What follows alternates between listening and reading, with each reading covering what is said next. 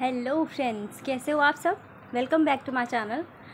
Friends, आज जो हम करेंगे वो वेस्टर्न थिंकर्स के हैं, जिसमें से हम प्लेटो का कर रहे हैं। पार्ट 3 है ये वीडियो का। जो प्लेटो का साम्यवाद का सिद्धांत है हम वो आज करेंगे, और इनके शिक्षा और जस्टिस के जो सिद्धांत है वो मैंने वीडियो अपलोड कर दी यूट्यूब पे, तो आप लोग चेक कर लीजिएगा, ठीक है। और अगर आप लोगों को कुछ नहीं समझ में आता तो आप प्लीज़ मुझे कमेंट में बताइएगा। और नोट्स मेरे हैंड रिटन्स हैं, और ये स्पेशली फॉर इग्नो स्टूडेंट, क्योंकि इग्नो स्टूडेंट काफ़ी स्टूडेंट हैं जो थिंकर्स में बैक आए हैं, तो उनके लिए है ये। और टू द पॉइंट है, चीज़ें मैंने बहुत अच्छे से लिखी है, थिंकर्स को भी कोट किया है, तो आप लोगों को कुछ एक्स्ट्रा एफर्ट करने की ज़रूरत नहीं पड़ेगी, और आप लोग ये नोट्स पोस्ट करके वीडियो लिख सकते हैं। आप लोगों के लिए बहुत अच्छा होगा, ठीक है। आज साम्यवाद है, कल इसका लास्ट कराऊंगी मैं। आदर्श राज्य का सिद्धांत, आदर्शवादी एक दार्शनिक राजा और एक आदर्श राजा कैसे इन्होंने बताया, उसके ऊपर वीडियो बना के कल मैं डाल दूंगी। कल इनका प्लेटो का ख़त्म होगा, तो कल हम उसके अगले दिन से हम स्टार्ट करेंगे एरिस्टोटल, ठीक है, और उनके व्यू। तो फ्रेंड्स स्टार्ट करते हैं, ठीक है। बट अगर आप लोगों को कोई क्वेरी है तो प्लीज़ कमेंट में बताइए, और मेरे चैनल को सब्सक्राइब करना मत भूलिए, ठीक है। स्टार्ट करते हैं।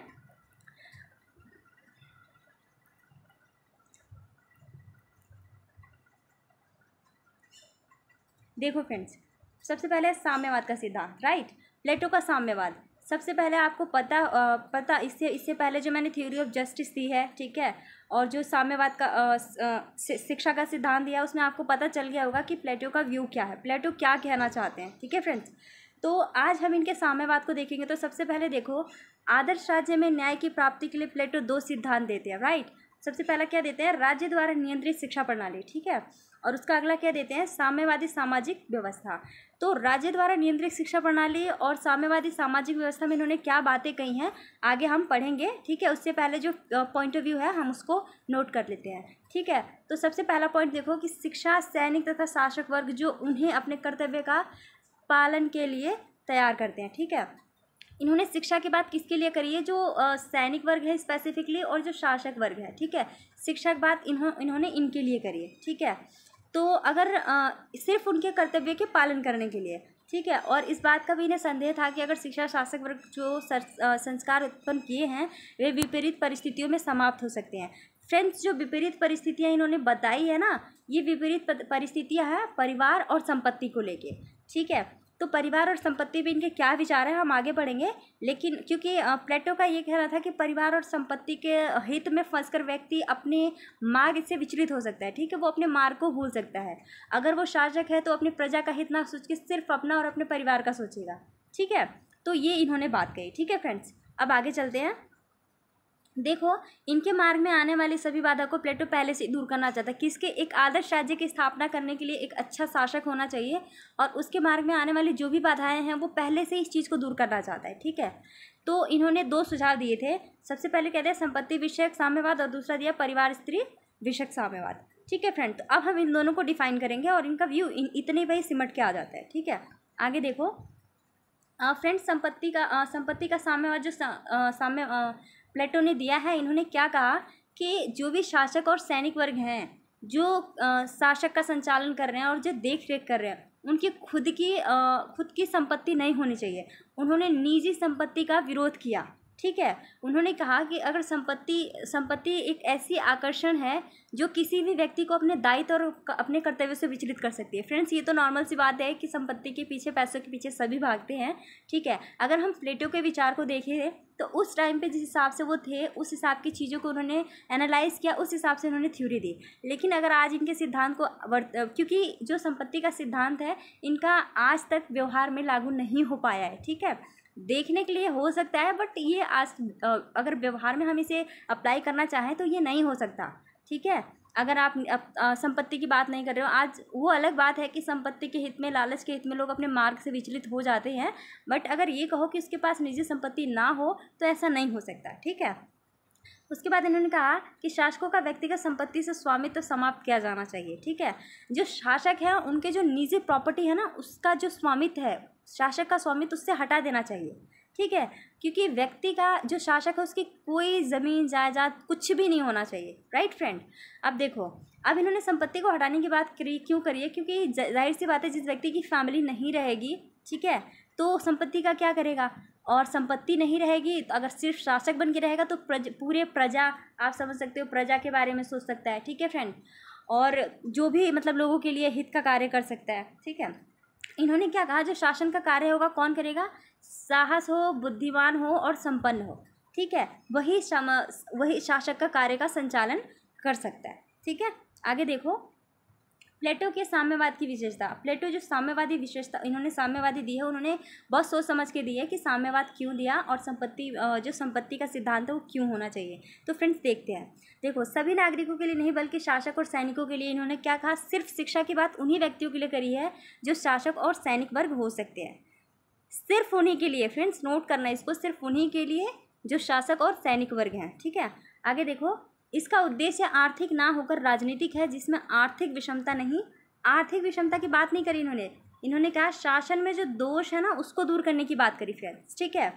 अब देखो, प्लेटो का जो साम्यवाद है भोग का नहीं वरन त्याग का मार्ग है, ठीक। इससे जो प्लेटो है वो क्या कहते हैं कि उनके जो भी साम्यवाद है वो क्या लग्जरी चीज़ों के पीछे नहीं भागता, ठीक है, वो मार्ग को अपना रहा है, त्याग को अपना रहा है, ठीक है। त्याग का मतलब क्या है, संपत्ति का त्याग करो, पत्नी बीवी बच्चे का त्याग करो, फैमिली का त्याग करो, ठीक है। और अगर हम अरिस्टो को पढ़ेंगे तो अरिस्टोटल ठीक इसके ना बियॉन्ड जाएंगे, क्योंकि बियॉन्ड इसीलिए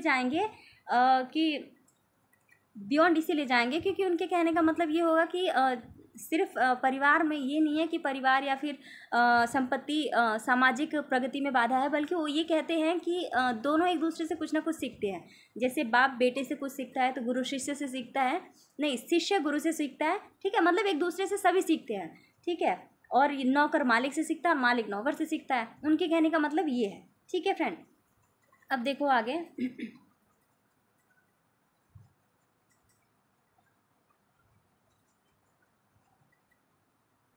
ठीक है, आगे चलते हैं। देखो, अब आता है इनका परिवार विषयक साम्यवाद।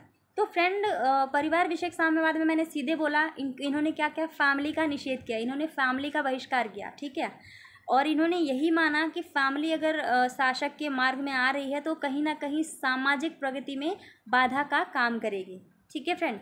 तो और इन्होंने ये भी कहा कि जो परिवार का मोह होता है ना वो संपत्ति के मोह से कहीं अधिक प्रबल होता है, ठीक है। एक बारी को संपत्ति का मोह उतना काम नहीं करेगा परिवार को किसी भी चीज़ को करने के लिए रोकने के लिए, लेकिन परिवार का मोह बहुत ही मतलब कहते हो ना, मतलब बहुत ही मैं बता नहीं सकती, मतलब परिवार का मोह आप जानते हो कि क्या होता है कि अगर आपको कुछ हो जाता है, कुछ भी होता है तो परिवार वाले कितने परेशान हो जाते हैं, तो ये मोह ही तो है, ठीक है। तो प्लेटो ये कहते हैं कि अगर परिवार नहीं रहेगा, संपत्ति नहीं रहेगी तो शासक का किसी चीज़ से किसी बात का मोह नहीं रहेगा, ठीक है। आगे देखते हैं। देखो, अब इन्होंने स्वरूप क्या बताया, तो इन्होंने बताया अभिभावक वर्ग में स्त्री या पुरुष दोनों में से कोई भी निजी परिवार नहीं बनाएगा। इससे इनका जो मतलब पढ़ोगे ना तो थोड़ा सा हंसी भी आएगा। इनके कहने का मतलब था किसी की पर्सनल वाइफ नहीं होगी, अगर वो वाइफ है तो पूरी प्रजा की वाइफ है, अगर उसके संतान है तो उस सभी के संतान होंगे, ठीक है। उनके कहने का मतलब ये है, ना संतान अपने पिता को पहचान पाएगी और ना पिता अपने संतान को पहचान पाएगा, और जो इनकी स्त्रियां होंगी वो सभी की स्त्रियां होंगी, और जो बच्चे होंगे सभी के बच्चे होंगे। थोड़ा सा हंसने वाली बात है, बट ये उस टाइम के हिसाब से उन्होंने शायद ही दी है, तो आप देख लेना, काफ़ी अच्छा लिखा है।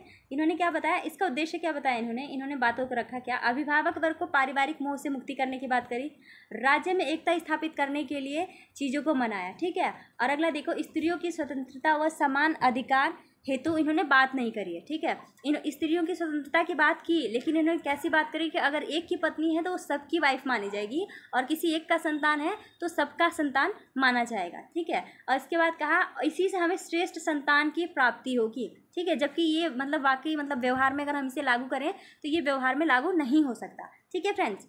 और आगे देखो, नोट करके देखो, ये पॉइंट है, प्लेटो परिवार को राज्य के सामाजिक प्रगति में बाधा मानते हैं, राइट।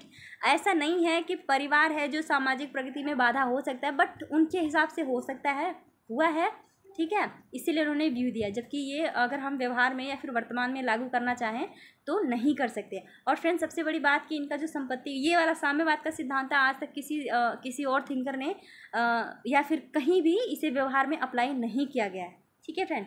तो ये नोट्स बहुत अच्छे हैं, आप लोग लिख लोगे तो बेटर होगा। आगे देखो, निष्कर्ष के तौर पे अगर हम कहें तो क्या होगा, प्लेटो ने अपने आदर्श राज्य की कल्पना को साकार करने के लिए जिस व्यवस्था की कल्पना की है वो सैद्धांतिक दृष्टि से अच्छी हो सकती है, लेकिन अगर हम उसे व्यवहारिक दृष्टि से देखेंगे ना फ्रेंड तो वो ज़रा भी वास्तविकता पे खरा नहीं उतरता, ठीक है। अभी तक व्यवहार में अपनाया भी नहीं गया है इसको, ठीक है। अब आप समझ सकते हो ना कि इनकी मतलब सिद्धांत के क्या सिद्धांत है, कि मतलब इसको आज तक व्यवहार में नहीं अपनाया गया। कहने की बात है, लेकिन अगर हम व्यवहार में इसको अप्लाई करना चाहें तो ये अप्लाई नहीं हो सकता।